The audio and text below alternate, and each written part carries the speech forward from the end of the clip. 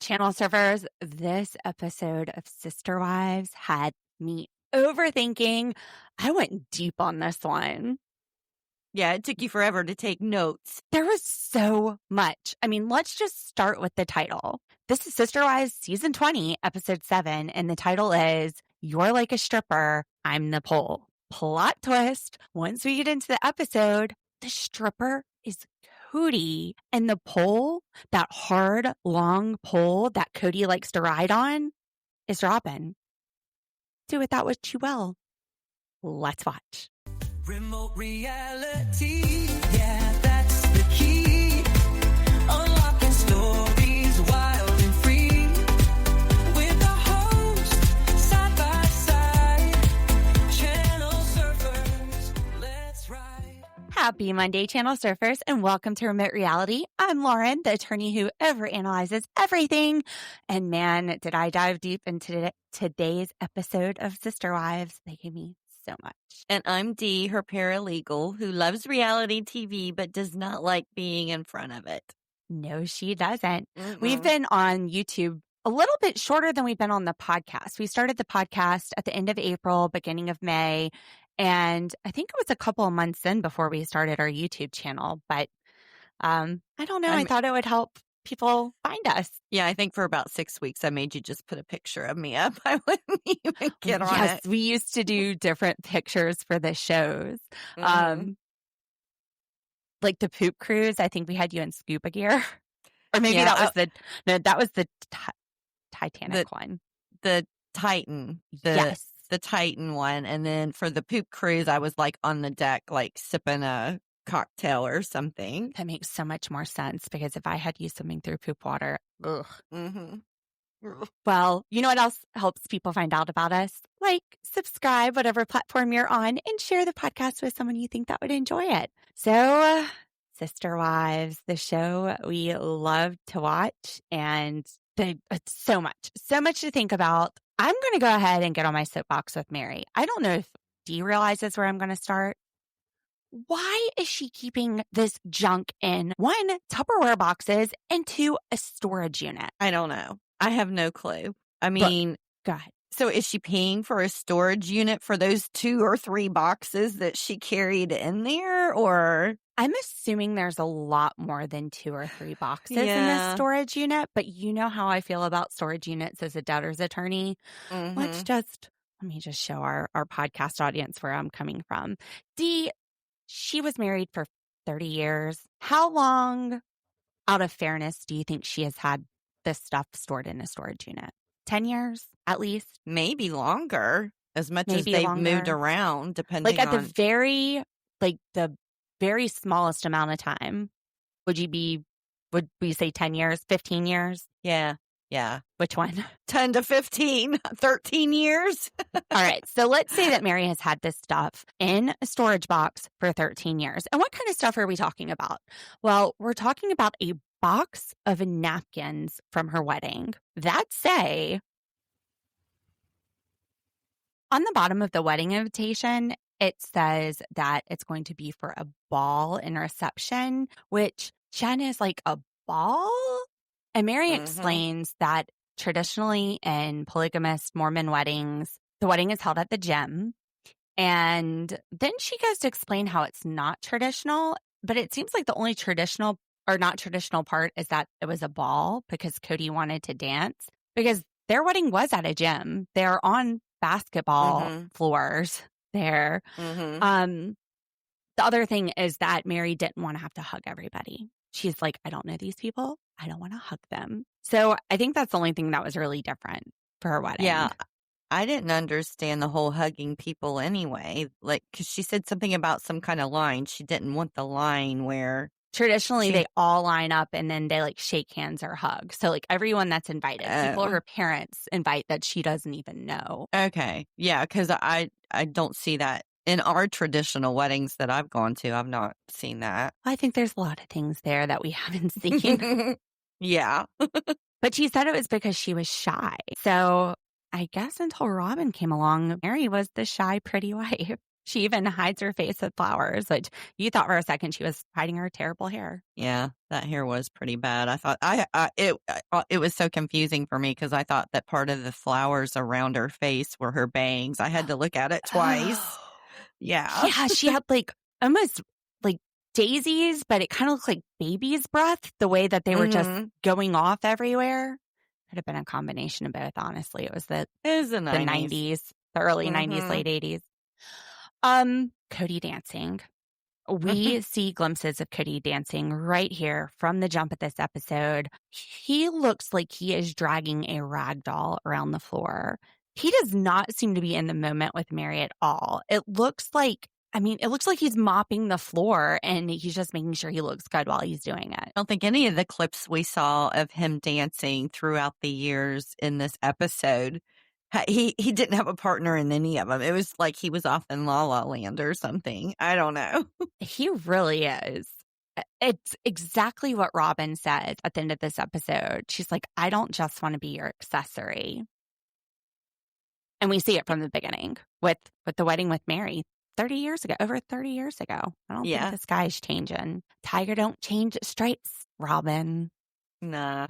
So again, we've got the crumpled up wedding dress, the wedding invitation, a box of old napkins, and then she has like a gift wrap box with a gold top, and inside there's some pictures. And then she places something down and goes to close the box, and Jen jumps in like a ravenous wolf, seeing a bone. And she gets all over Meri's bone. She's like, what's on that letter? It says best friend. She sniffed it out. Best friend Jen is not going to have someone else calling Meri their best friend. Meri goes, oh, that's in Kody's handwriting. That's so weird. I don't remember him writing me anything on the wedding night. And Jen is like, let me see it. And Meri's snatching the letter up. She's like, yeah, like looking at it, keeping it away from Jen. Finally, Jen's like, knock that crap out. Give me the letter. I'm going to read it. Stop snatching. She goes, I thought this was from your best friend, Jen, but I guess it's not. We know you're her best friend, Jen. We know. Kody never was. It's okay. She never was best friends with Kody. I think we can rewrite history and say that. Why not? Yeah. Yeah, sure. Kody does it. So what do you think of this letter from Kody to Meri? Well, it definitely disproves his theory or him saying that he never loved her, because he clearly said he loved her in the letter. And then it was kind of confusing. Yeah, it was, because he's talking about how she needs to suffer in order for them to be happy one day. Again, back to this whole suffering and then you're happy. And it talks about him getting home at 2 and then going back to work at 6:30. And Meri said that their work schedules were off, but then she said that he was out with a friend that night. And you can read the whole letter.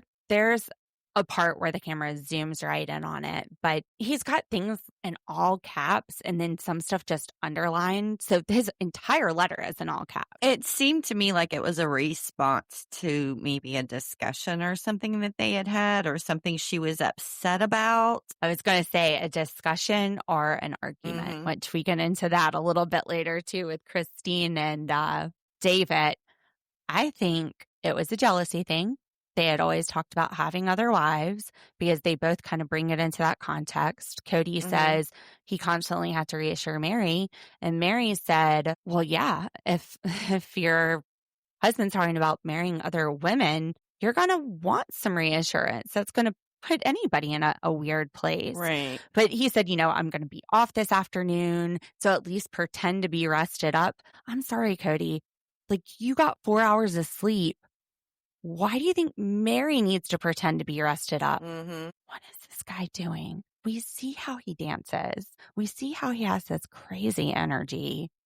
Is he on meth? Good possibility. Maybe some coke. What's happening here? Meri, I've got all the energy for you when I get home, so you better pretend to be rested up. Yeah. So, okay. So, and we've got this letter looking at the goods we have.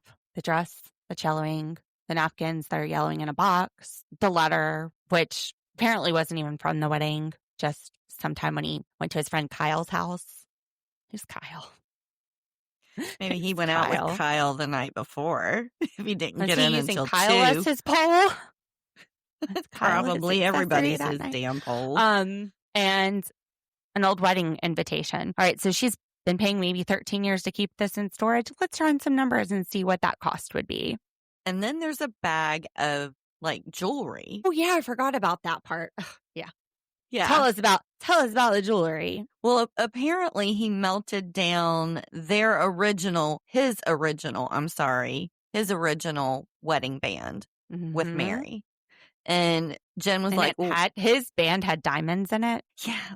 Well, was that one or the one with Janelle? That was the one with Janelle too, but I don't know. I thought she said that his had some diamonds and he melted down the ring. Yeah. Okay. Yeah. Because Janelle's mom had given them the diamonds to put in the rings or something. So anyway, he had melted down his original band with Meri. And he made her a necklace. He made her a necklace that had diamonds in it. She showed us the necklace. So it did. Mm-hmm. He must have had like a diamond encrusted band or something on his wedding ring. But she said that he did it because he didn't want her to have a claim on him. And he said it's because Meri always kind of put herself out there at the top. And he was just trying to bring her down to the same level as, I guess, Christine and Janelle. Mm-hmm. Because she always acted like she was above them and superior to them. Question D. Why didn't he do that with Robyn? He didn't melt down a wedding band. He went and bought a damn horsey ring. Yeah. Yeah. He's everything from the get-go with Robyn has made her stand out and different from the other three. Well, and then he sat there and he knew he was going to take other wives. And Meri said she questioned it at times. And Kody is like, no, this is why we got married. So isn't it interesting that she wasn't sure that she wanted polygamy and now he's not wanting polygamy? It wasn't her, Meri, that made Kody not want polygamy. It was Robyn. Right. It was different with Robyn. I just thought the whole he didn't want her to have a claim on him was just an odd word to use. Right. She says we're married. Isn't that what marriage is? Yeah. Yeah. So, yeah. He melted it down. So he made this necklace. She's like, I don't even know who would want the necklace. And then the Janelle part.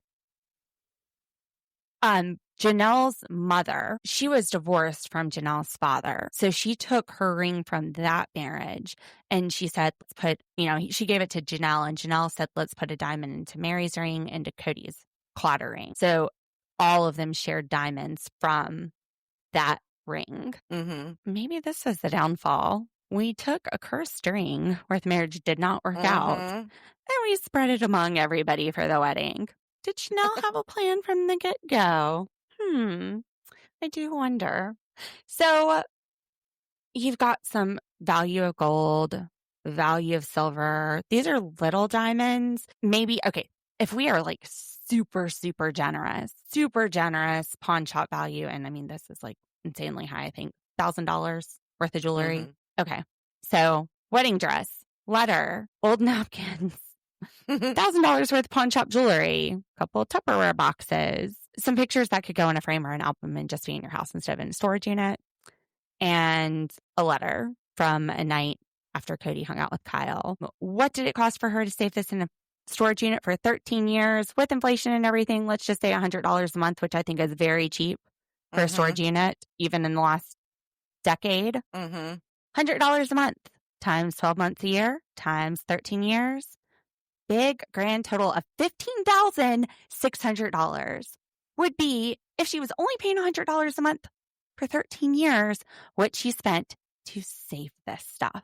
She could have put that thing in savings and some interest on it and gone and bought herself something nice instead of having a yellow dress and a bunch of old napkins. So Meri doesn't know what to do with all of this stuff. My advice, trash it and get rid of the storage unit. Absolutely. What were your thoughts on it? You know how I feel about storage units.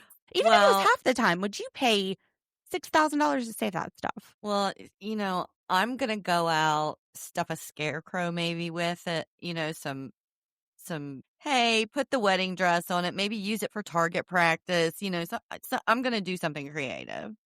I'm not just going to trash it.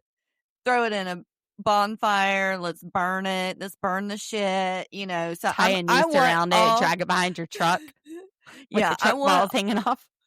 in his all face. essence of that wedding and that marriage gone if I'm her. Have a Like, Kody there's some burn. creative stuff they could do. And it wouldn't cost them $15,600. No, and they'd have a lot of fun. Her You and could Jen have a could have lot of gone for fun. vacation for like a month. Mhm. They could have went and spread them ashes in Hawaii. They could have dumped them in a volcano. Yeah. But Dee, the stuff in this box is fragile beyond belief. I think Meri's projecting onto a Tupperware container. I don't even know what that means if you're projecting onto inanimate plastic objects. They just hold a bunch of shit that's worthless. Jen needs to stop lying to Meri because she's sitting there telling Meri, that dress is so beautiful. Wow, it's so beautiful. No, it's not. No, it's not, Jen. Even Meri knows that. She says when she gets married, she's not going to make her own dress. Again. And she's not wearing that. So don't lie to her. Don't give her another reason to spend another $1,200 this year keeping it. Mhm. Although when she looked at that clotter ring with the little diamond in it, did you see Jen's face? It's like she's like looking at it like, can I even see the diamond? Like she's about to make some snarky comment about how it's at least bigger Mhm. than Kody's eggplant. And then Meri tells her, no, that's, that was from Janelle's mom, and goes into the story. And then she's like, oh, okay, I guess it's kind of nice. Like her face completely changes looking at the clotter ring, looking for the diamond in it. Any other parts about this? I mean, also, I remember from somewhere that the sister wives, like they go into the marriage with a bed and a hope chest. So we're not even keeping it in the hope chest. Did she just get rid of that and her hope with Kody? I mean, I think hope chest was like, yeah, where you would put the things preparing you for marriage. That's why it's a hope chest. And then but afterwards in polygamy, you they could put get it it back. afterward. Yeah. I mean, And it I don't would've- remember where I saw this. I think it was on one of the episodes where they were talking about their hope chest. Might have been one where somebody was having a baby, but where like in polygamy, they save it for future generations. And maybe I saw it on one of the many YouTube channels I watch. Like I still have mine. I still have mine. But I have a hope she's chest. keeping this stuff crumpled up in a storage unit. Yeah. Anyway, Yeah. I think we beat a dead horse with the storage unit. Yeah. Well, I mean, the hope chests are made out of cedar, so it's supposed to preserve stuff that you put in it. Yeah. They don't smell like mothballs and cat pee. Cedar. Dead animals. Every time I open mine, it smells like cedar. Speaking of dead or dying horse, let's talk about Kody's dance moves. Shit. So we see a lot of clips of Kody dancing throughout this episode. We see it at Meri's wedding. We see him dancing with Robyn at her wedding. We see him dancing at friends' weddings, like the one he went and gave the speech to during COVID. Oh, and speaking of Robyn's wedding, I'm trying to remember. She said that her favorite part in this episode about her wedding, her favorite part about her wedding was that she accomplished her goal, which was to make everyone feel included. That was her goal. That was her favorite part of her wedding, was to make everyone feel included. She didn't do that, though. My BS meter went off. Well, yeah, she didn't do that. No. I mean, I know she did had them all pick out their dresses and...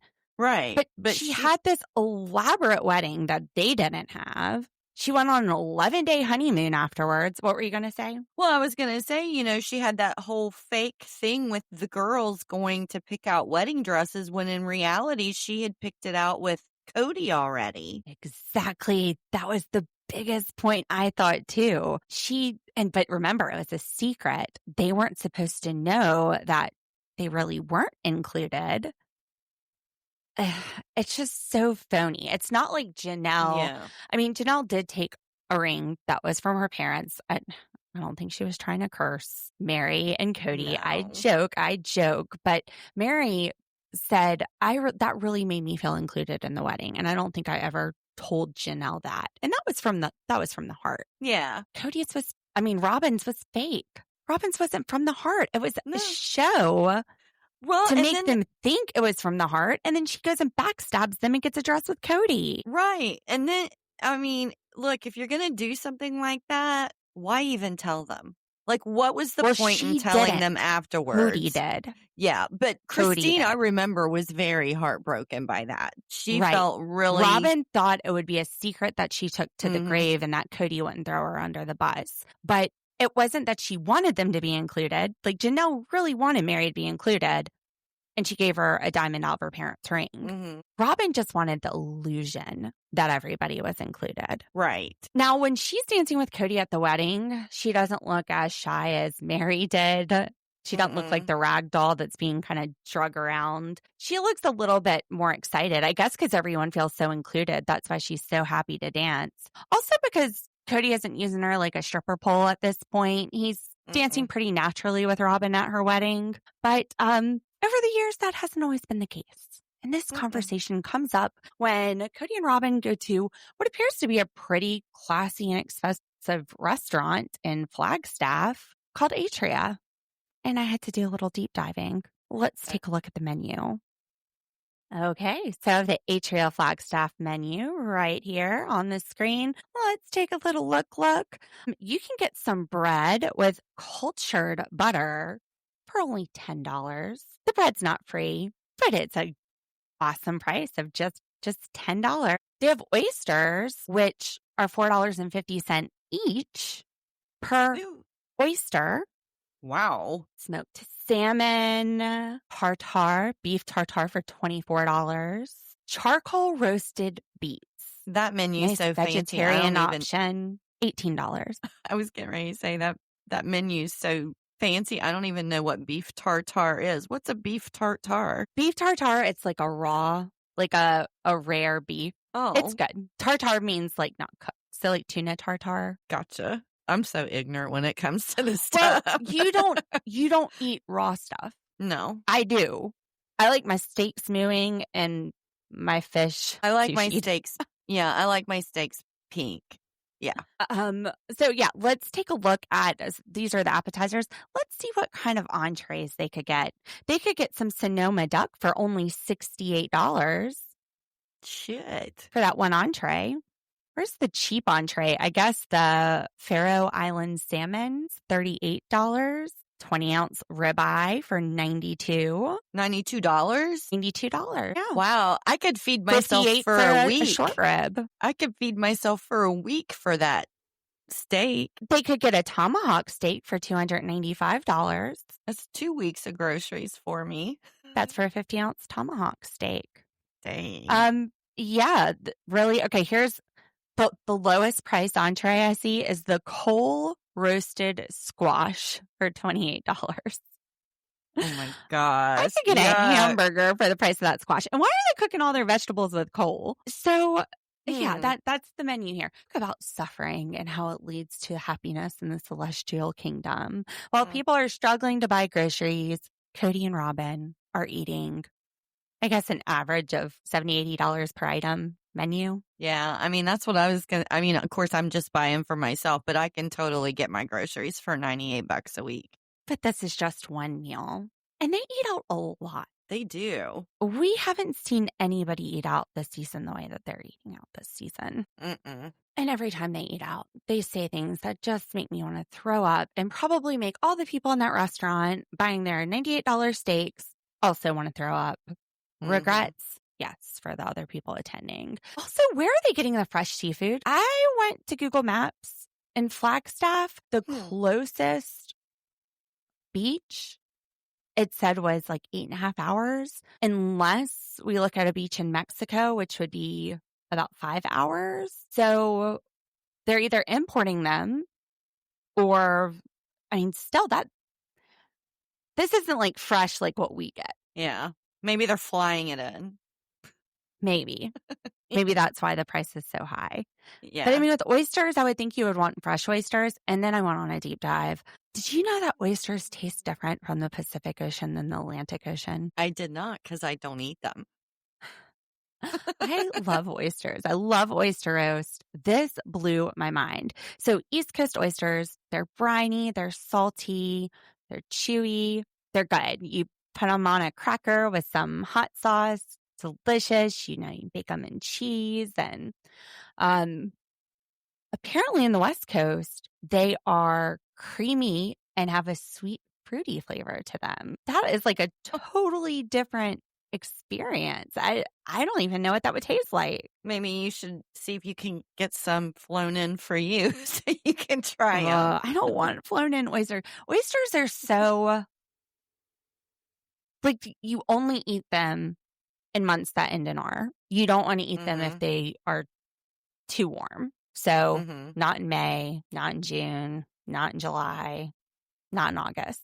I don't know. I don't know that it would be the same if it wasn't fresh, but they had a lot of seafood on that menu. And I just know that I've always lived closer to the coast than this, but I just think about you going lived up in to the Ohio. fresh. Right. So fresh meat, fresh fish. Sorry, you can tell it's Monday. I just go to the fresh fish market, because I'm here on the coast. Right. It's like daily. I mean, even the restaurants here have fresh catch. But like I've heard people specifically from Ohio that don't like seafood because they didn't grow up with the fresh seafood and it just has a very different flavor. Well, my mom has always had some kind of, I think, shellfish allergy or something. So we didn't really have a lot of fish at home anyway. Because she just always, she assumed if she was allergic to one thing, she was allergic to all of it, But when we came here for vacations, we would get, I always liked fish sandwiches. So, but I was used to like the local malt shop and their little fish square sandwich. So we came down here and I think I was maybe 5th or 6th grade. And we went in one of the restaurants and I asked for the fish and they literally brought, it was an entire fish. Still had the eyeball in it, everything. I like freaked out. My dad is like, no, that's not what she wanted. Take that back and cut it up. Yeah, I was completely freaked out. It was not my square. So I bet they're ordering the steak. I would be I ordering didn't the look. steak. Yeah, I would be ordering the steak. They start this conversation that sounds like they're talking about parenting their children, who Robyn soon says, isn't it weird that they can have their own lives at this point? And I feel like I'm still their age. Exactly, Robyn. She says her kids are keeping her up all night. I'm like, these adults, these teenagers and adults are keeping you up all night. Well, they had an open door policy apparently to their bedroom. So the kids can come in and out. Whose kids that are that age are coming in the middle of the night? Yeah. One boundary. Two, what the heck are they doing keeping you up all night when they're like 11, 12, 13? Well, yeah. I mean, like, are they waking up from nightmares? Or, I mean, that's not the way that they made it sound. They made it sound like, she's just giving them some extra cuddles and love and stuff. And I'm like, at 3 o'clock in the morning or what? I have a theory. I think it was what's your Kody theory? keeping her up all night. And Robyn is being playful, but her in PDA, she's not about that life. So as soon as she kind of like leans into it, I think she pulls out pretty quick. And Kody just goes along with it. I mean, there's no way if her kids that age are keeping her up all night, and she's saying she frequently doesn't get sleep because of it, they need to learn how to self-soothe. Yeah, something's going on. Something's wrong. I mean, I was diagnosed with type 1 diabetes when I was 10 years old. And I wasn't doing that. Okay, maybe a little. I might have slept in my parents' bed a little bit. But I don't remember my kids other than if they were sick over the age of like 3 or 4 coming into my room at night in the middle of the night. They just didn't do it. Nightmares or sick. That's the only 2 times I've ever seen my kids in the middle of the night. But then again, I guess if Robyn isn't working the next day and her big plans are just to go out for a nice dinner with Kody, who cares? I don't know.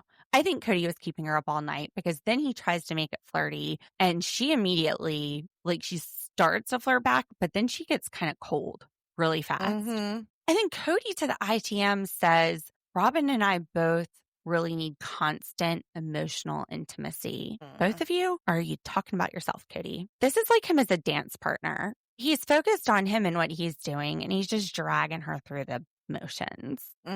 She has pulled back, told you she doesn't like PDA. Like, she's telling you, I don't like PDA, and you're not hearing it. You're sitting there telling the cameras that you both need this constant constant emotional intimacy. Even at their wedding, when you see her dancing with Kody, she's leaning back. It looks like he has bad breath or something. He's not reading the room because he's not looking. He is only worried about Kody. Robyn, she says she feels like she's the same age as her kid. How? Sometimes, I don't know. I mean, sometimes I think I'm the same age, but I definitely don't feel it. I never think I'm in my 20s. I don't know. That was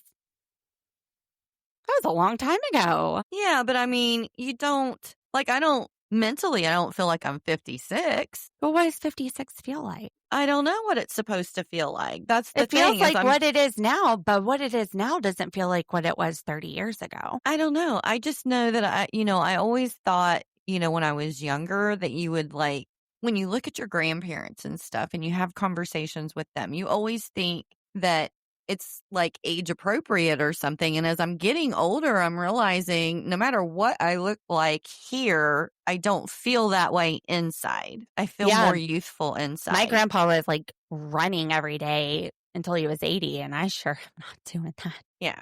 Well, I don't have that energy. I don't know.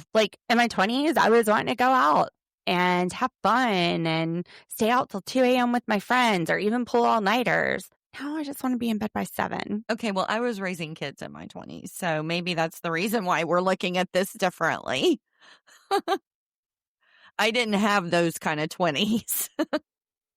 I had diapers, colicky I was also babies. starting my law practice and working, oh my God, 36-hour days sometimes. Which right. Couldn't do that now either. Anyway, I thought, and then she's like, oh, I like listening to music from the 90s. Yeah, so do I, Robyn. But that makes me feel like I'm older because these kids nowadays weren't even born in the 90s. And The it's kids very in the 90s are nostalgic. 30. It's very nostalgic. I like to listen to my 80s all the time. I don't think I ever moved out of the 90s, early 2000s hip hop and R&B. I just still listen to the same stuff on. I listen. It's like I have the rock, the classic rock and 80s music on my car radio. My house radio has country that I like. So Robyn and Kody start talking about dancing. Robyn's like, we need lessons. And the way she's saying it, she's like, I can't keep up with your energy. You're so exuberant and enthusiastic and kind of wild. I can't do that. I don't have any moves like you have. She's placing the blame on herself and kind of, Kody, we need dance lessons. You know what? Both need it. She is just a professional manipulator. That is such a classic manipulative thing to do, to get somebody to do something that you want without telling them it's because of them. It was so manipulative. That's such a good point. Yeah. I didn't even think about that. Yeah, it was very manipulative. I was just thinking Kody looks like he has a whole different energy than Robyn. And she even says that when they go in to talk to the dance instructors. But she's like, I just want our energy to match. There's got to be some happy medium between Robyn's Eeyore and Kody's meth head. There's got to be something in the middle here. The other wives explain. So Robyn, she says he's exuberant. He has a lot of energy. Christine loved dancing with Kody. She said he was a lot of fun. And he had this move. It's called the pump. How would you describe this? The pump. It looked to me like, because what I was going to say is he looks to me like he's kind of pulled dance moves from different generations. So that particular one that she was referring to, I was thinking of maybe the 50s or the 60s, when they would do this kind of a thing in front of them. See, I thought it looked like he was running in place. He was running in place and then he was banging his head because he kept saying that in his church when he grew up, it was all puritanical dancing. He describes Robyn's dancing. He said, if I wanted to make her happy with dancing, we'd have to go back to a church dance, which he says is how Brigham Young used to dance. And he says it's puritanical. What is he saying about Robyn's dancing? I mean, it's fair. It's clammy and dead, but you reckon she has sex that way too? I don't even want to think about if the girl ain't got no moves, she ain't got no moves. I think she's got moves. Honestly, I don't think Kody cares. Cody's just glad there's a hole to shove it in. He moves enough for both of them. Dance floor or bedroom. Oh, gross. I'm sorry. He just throws her around like a ragdoll. Because he's so what was as long as he looks word? good doing it, he doesn't care. What's the word she says that he has exuberant? He is exuberant. Yeah, he's exuberant enough for the both of them. She's just laying there scared. She's like, just roll me over and finish. Like he's got bad breath. She's pulling back. So Christine liked dancing with Kody. Janelle, she's like, good for him for being himself. Good for him.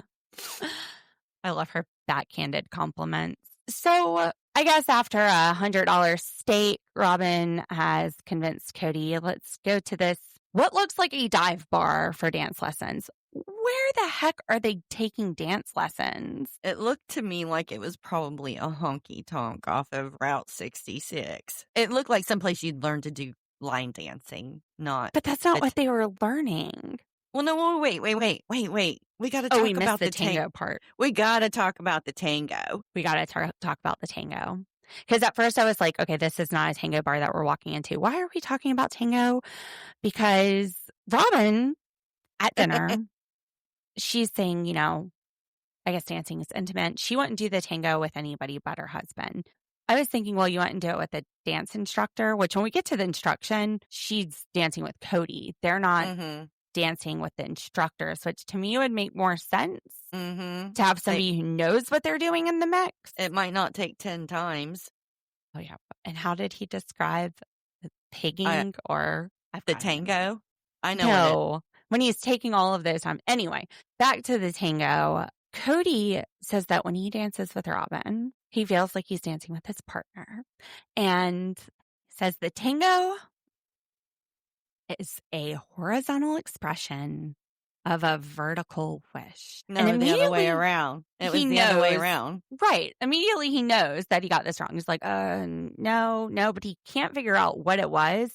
Right. So Robyn starts taking her hands out and doing this motion with her hands so she can figure it out. So put the two of them together in some hand motions. They realize that it is a vertical expression. They're standing up dancing of a horizontal wish. They're laying down and tossing her around like a rag doll. But that's what he thinks when he's dancing with Robyn. When he is sitting there and he is banging his head and he is running in place, he's thinking about banging Robyn. The heck, he's just a clusterfuck of shit, man. He is. No wonder Robyn needed 3 other women to share him with. No wonder too much. This is no too wonder much. She ain't crying about that damn porch. She's not. She's crying because she's the only one that's got to deal with him now. Kody, did you get any emails this week? Are you sure you don't want to check them out?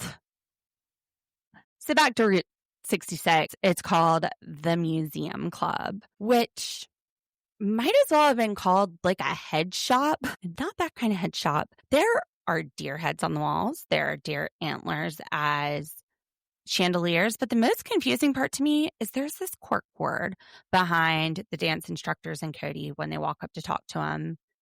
And it has the cutout head of some woman from the 70s, like some older woman with a gray hair and like the big collar shirt. What is happening in this place? Maybe she was the founder, so they like are highlighting her. Maybe, but there were some other head pictures on there of like just shoulders up of also older ladies. I don't know. I don't really know what's going on. I don't even think Kody knows what's going on because when he walks in, he sees Jordan and Elizabeth and he goes, "Are you guys dance instructors? Like, this doesn't really look like a dance place to me either. Let's just make I sure. just had $100 steak. This does not look like the Fred Astaire ballroom. But we've been dying to come here." Oh, yes. Those are the Yep, we're dance instructors. Yep, I promise you. That's us. And yep, those are truck nuts on the back of my truck out in the parking lot. You like them? And then Kody, of course, tries to embarrass Robyn. Tell him what you think. And she tries to say it nicely, like, oh, I'm just like in the center and he just dances all around me. And the problem is I don't know what to do when he does that. I just want our energies to match. So Kody comes right out. No, she's the pole. I'm the stripper. Teach me how to climb her. Maybe Jordan and Elizabeth decided it's safer not to dance with him. Elizabeth's not wanting to get caught by Kody. Yeah, good point. She's like, you know what? Better if we just instruct you on what to do. So Kody realizes he's been spinning Robyn wrong, and he's really trying to learn something new. And he says he's got to drill it. He's got to drill it over and over. Maybe drill it 10 times. Got to drill it at least 2 times if he didn't get it right. You know what? We need to drill it 100 times so it will stick. Stop talking about drilling it. Do you really think that they're this naive because this is not the first time they've said things like this. Kody was married to 4 women. I think he knows what he's talking about. Somebody surely told him what drilling things meant. Certainly. I've never heard drill it. So many times. Like maybe a dance drill. Mm-hmm. But that's not just practicing one move over and over again.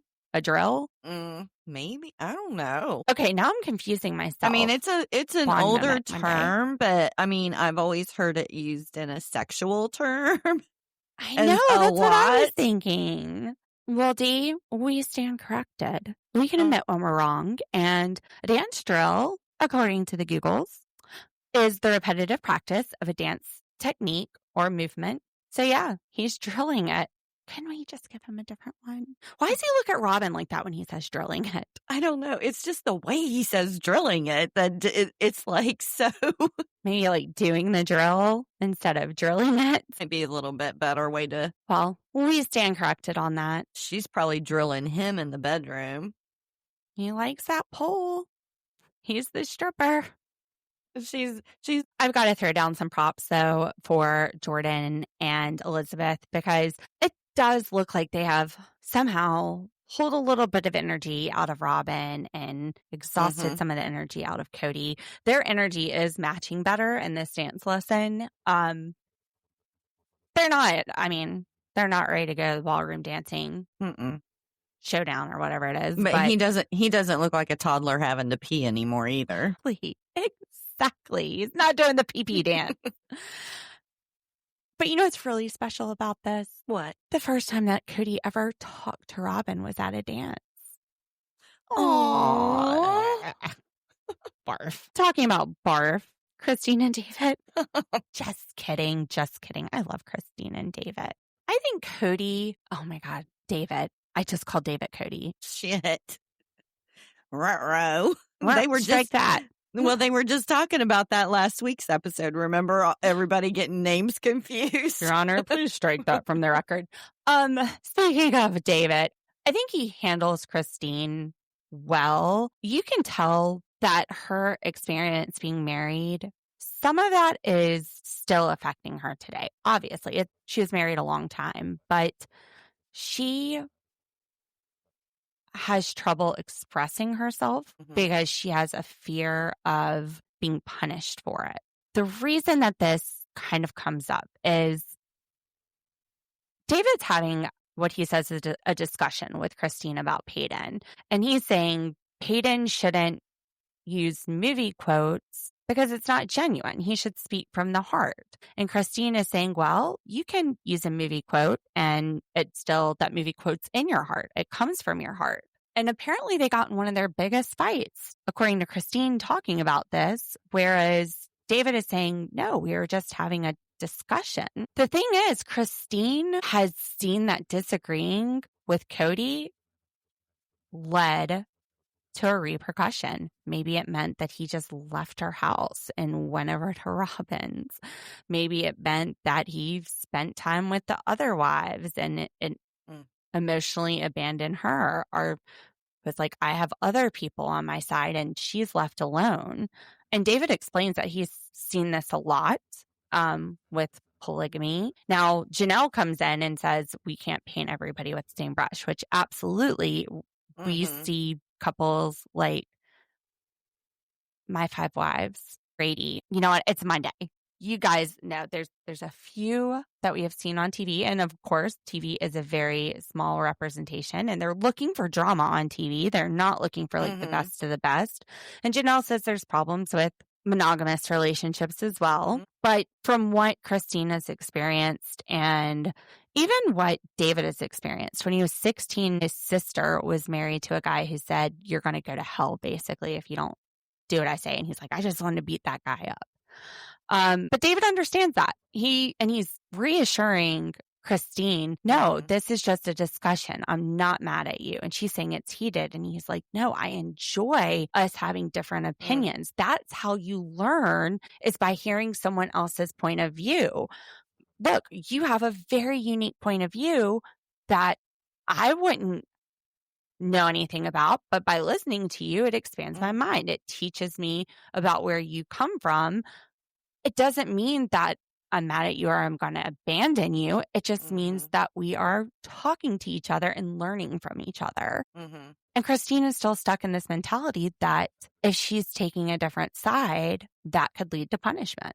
What did you think about this? She's afraid to voice her own opinion because she's afraid that it would lead to a punishment or, like you said, take his attention away. That's, I think, probably the biggest thing is Kody would take his attention away. I felt like she had been traumatized. Like, you know, when I was listening to her, there's a lot of emotional trauma that has come from her marriage. And now that she's in this one with David, I think that she's little by little realizing just how wrong some of the stuff had been that she didn't know when she was actually in the marriage. I think David's doing a good job of creating a safe space. They love using that word for Christine, because he's reassuring her that, look, I love you, like, and I love getting to know you and the different sides of you, and you don't need to be worried about expressing yourself here. Right. He's little by little, she's learning that she can have an opinion without getting a negative reaction. And he does get her comfortable. By the end of it, she walks up and gives him a hug and a kiss.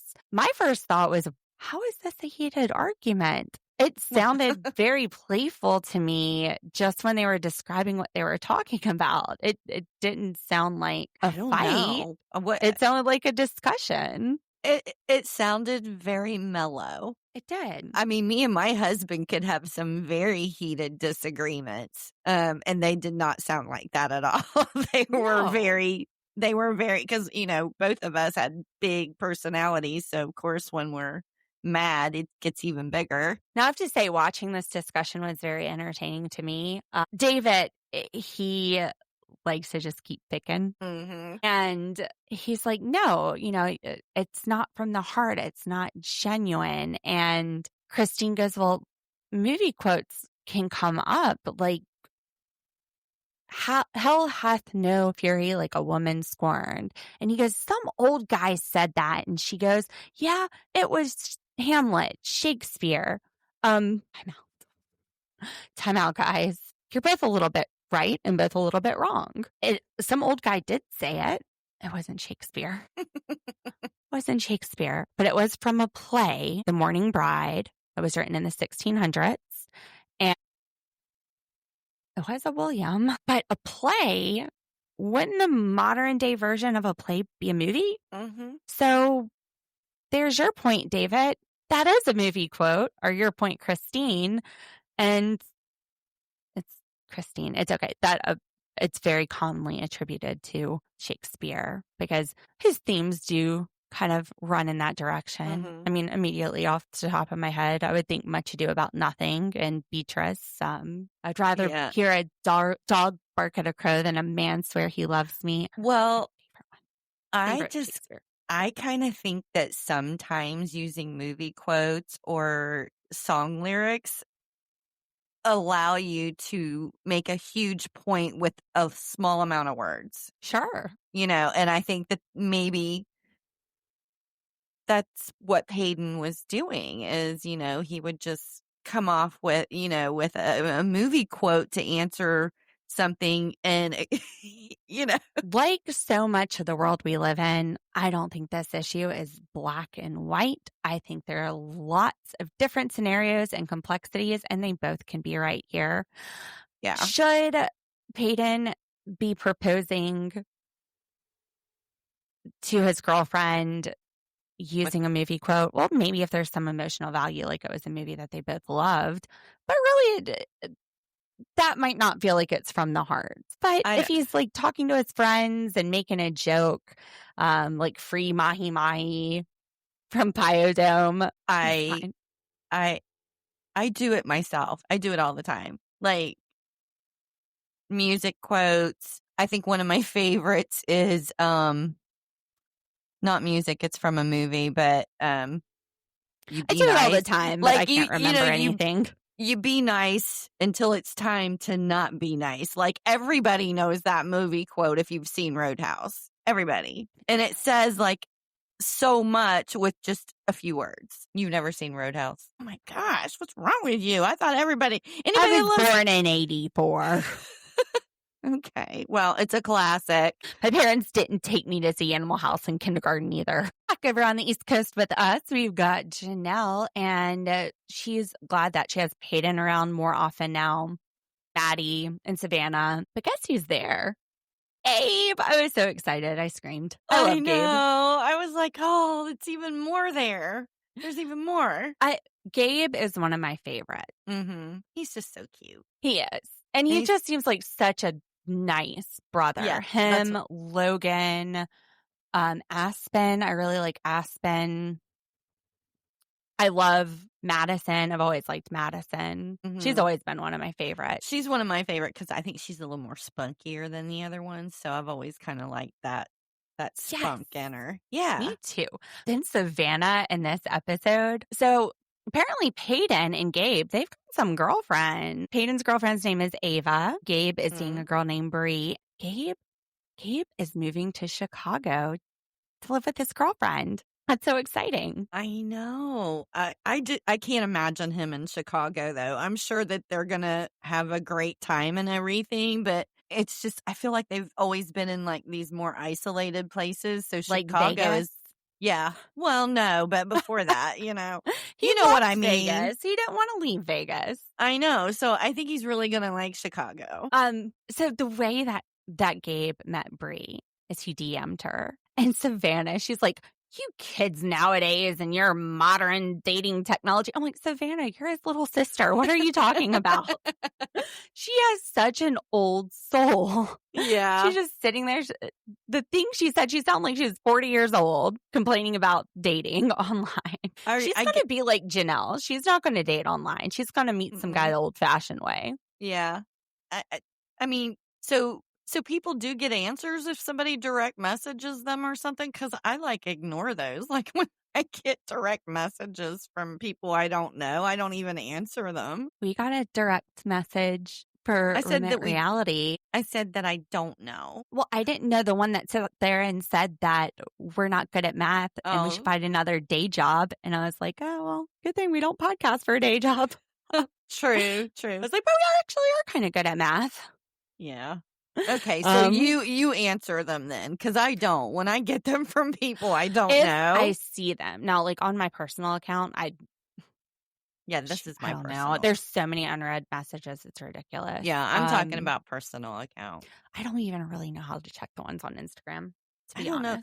You know, I always worry about, I know this is going to sound ridiculous, but I always worry about somebody trying to con me. I mean, Dee also pays her mortgage with a check instead of a credit card because she doesn't trust plastic. No, I do. That's not true. That's not true, Lauren.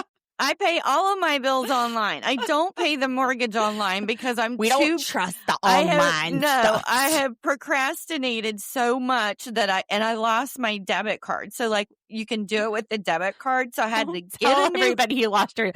She did not lose her debit card. I had to get a new debit card. She doesn't have a debit card. She doesn't do plastic. Fuck you. She does. Fuck bonds. You for making it sound like I'm making it sound like I'm some kind of old lady who doesn't trust any. No, but I. Jolene pays in John F. Kennedy silver dollars. Fuck you. There you go, Lauren. Fuck you. Yay. Blah, blah, blah. Wrap it up. Blah, blah, blah. Oh my gosh. So Dee and I were talking, and channel surfers, sometimes I can be very wordy and talk a lot. So I was like, well, Dee, just tell me, tell me to be quiet. She goes, I'll tell you to shut the fuck up. I was like, well, maybe you could say blah, blah, blah. She goes, well, that sounds mean. I said, Dee, you just said that your idea was shut the fuck up. You're like, yeah, that doesn't sound as mean as blah, blah, blah. It doesn't. Dee. Because I say that's from the heart. Because I say shut the fuck up in a loving way. In a loving. I feel the love. You can every time I say it. Oh my gosh, ADD. Yeah, I took a down that Janelle, road. Gabe, Chicago, Payton pieces out because he got some hooking up to do. He's got to make sure he tests that car before he marries You her. gotta kick the wheels. It's kick the wheels, Lauren. Kick them tires. And Janelle says that, she's fine with it. That's great. Christine said she was very puritanical when she got married. And in retrospect, yeah, test drive everything. Make sure you go on vacation. Make sure you live with the person first. You didn't live with your husband before you got married. Yes, I did. You did? Okay. And I encouraged both of my kids to do the same. That they I don't think my parents lived together before they got married. Yeah, I would encourage both of my kids to live with someone before they got married. And I don't know. You just don't know them. That they're older too, so. Well, yeah, my kids are in their 30s. No, I meant my parents. Oh, yeah. Yeah.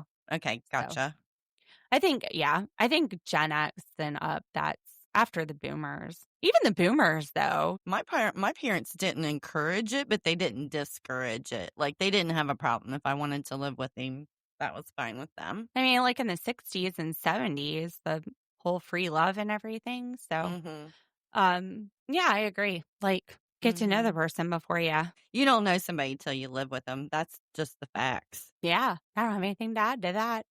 So, Gabe's going to T-Town. And Maddie is about to pop. Oh, my goodness. She is having contractions. She is carrying low. She's sitting on a ball, rolling around. She's getting her bag packed. They're blurring out something. Caleb comes downstairs and puts it on the table, whatever it is. It's in a bag, and the show blurred it out. I'm like, what are they blurring out that's going in her bag? Well, it's either a brand or a bra. Yeah, maybe underwears. Yeah. So she's done. She looks miserable. She looks like she's at that end stage pregnancy. That part's tough. And she's not having any more. Gabe, Payton, it's up to y'all. Better go plant some seeds because those old people are done with it. Now, around the family table, Maddie and Caleb, Janelle and Savannah, they are talking to Evie and talking amongst each other about how things will go or how they're kind of expecting it to go. I mean, the best way to expect it is don't have expectations. But well, one of their expectations, though, is because of her history with the other kids that it'll be pretty quick when she starts. Also, they're saying late at night. And as Caleb and Maddie are explaining to Evie what's going to happen, because she pops up and starts asking questions, I'm like, have they ever talked to a child before? What part did they say that made you say that? Well, Caleb, he's just so deadpan. He's like, Mommy and I are going to leave at 2:00 in the morning. Janelle and Savannah are going to be here with you. We'll be back in 24 hours. Does this child have a concept of 24 hours? No. Wonder if it could be when an you say edit. like one night or something like that. I don't know. Yeah, but maybe it's in the Maddie edit. Maybe he's already said it like 25 times before that. They'll say there and observe me. And she says, what's observing? And she goes, they're looking to make sure nothing goes bad. And usually nothing goes bad. I mean, Evie's got to be like 3 years old. I would say something like, oh, I'm just going to stay. And the doctors just make sure everything is good and keep me healthy. Make sure we're strong to go home. Help get us very strong to come home. Not like, just making sure nothing bad happens. But that usually doesn't. Reassure the kid. It's great to use big words around your kids and stuff, but she's like, what's observing? I just kind of felt like it had been a repetitive kind of conversation and they were just tired of saying the same things over and over. So I kind of thought it might have been an edit moment that. So they're going to say it in a way that the kid doesn't understand? Well, they're probably just like, done. I don't know. Evie didn't look like she was saying much. She was just sitting there coloring. And then Caleb goes and explains to Axel the whole drill. You know, you're going to have 3 sisters now. Apparently, Axel's not happy about having a 3rd sister. He wanted a brother. And Caleb says, all right, well, I think God put us here to protect these 3 women. You know what? You might want to just get Evie martial arts classes, Caleb, because I don't know that Axel is going to be focused enough to be protecting Evie. While he's having this conversation with you, his feet are in his hands with his butt up in the air half the time. This is my child. This is like my child 24/7. But he's not like, somebody could snatch Evie right now and he'd be looking at his feet. I don't know that this is the bodyguard you're looking for. Evie may be the one protecting him instead. I think so. I think Evie would karate chop the heck out of these. Come these here, people. you got your shoes on the wrong feet again. Let me help you. Throwing darts at him or something. Like throwing a baseball bat across the room, knock the guy out before Axel even notices. Axel's just like, where'd my shoes go? So, I mean, that's about it. It's just Maddie's ready. She's done. She's ready to go to the hospital. I think we're going to come back with the baby next time, or her in labor and delivery, the way they set this up. Yeah, because they said she was at the 3-week left mark now, that she could go at any time. So, yeah, I have a feeling next episode will have a baby or her there getting ready to have it. Yeah. They're going to a hospital, but it's a birthing suite. So the doctor's there just in case you need them. I'd be like, doctor, don't leave my side. Yeah. Can you do this? Can you do this part for me? Anyway, that's it for Sister Wives this week.